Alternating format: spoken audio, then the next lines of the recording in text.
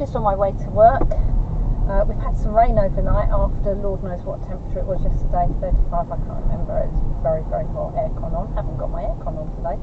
I'm just on the way to work, so I've got my usual 3 2-hour lessons today, and I've got 3 girls, all my pupils are girls today, and they're all students that have got their tests coming up within sort of the next 6 weeks, and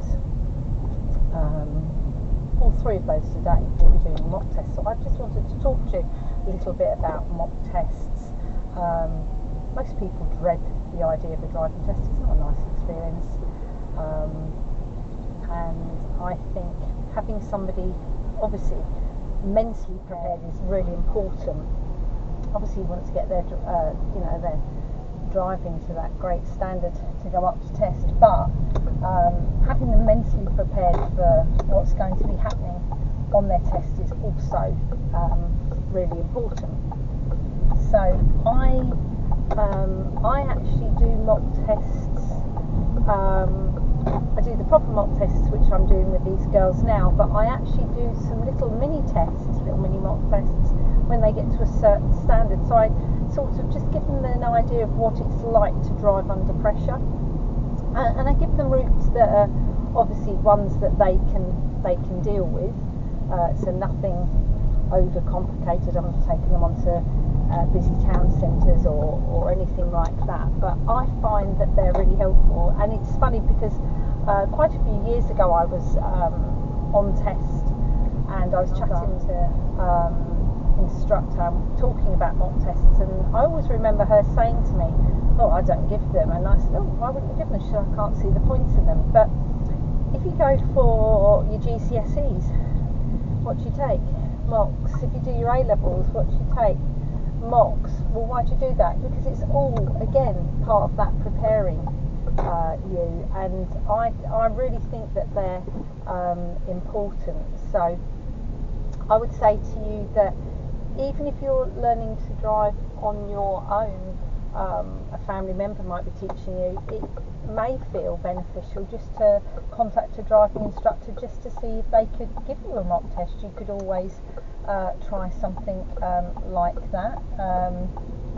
I'm assuming that the majority of driving instructors would be giving people mock tests. I can't think that but if your instructor hasn't offered you a mock test, then maybe ask if you can have one. But obviously the ones that I'm going to be doing today, these are girls, like I say, that they're not far away from taking their tests. So we're doing, the full-blown sort of 35-minute drive, doing a manoeuvre, etc. So yeah, benefits of mock tests are helping you to see your standard a little bit when you're under pressure, but it's also, like I say, to get you used to driving under pressure. So that I always say to my students that I'll sit very, very quiet in the car when we do the mock test, whereas actually some of the instructors may have conversation with you on the test. We can talk, some do. Same with instructors, isn't it? Same with everybody. They're all different. But I think that if you get them used to it being very, very quiet, getting used to the wording and how everything is conducted on the test, then by the time they actually come to take the real thing, the only thing that they're going to have to get used to is the fact that it's just somebody different in the car. And actually that's the bit I think sometimes they most probably dread the most. So mock tests, yeah, I think they're very important, and like I say, if you've got a family member teaching you to drive, and you would like to do a mock test, then maybe ask a local driving school if they have any one-off spaces. Remember, people are on holiday, some lessons or some instructors might have one-off gaps because of students being away, and they may to take you out and give you a mock test. Anyway, that's me signing off to do my 6 hours in a much cooler day. I think it's going to chuck it down, but hey ho, the gardens need it. So have a lovely day.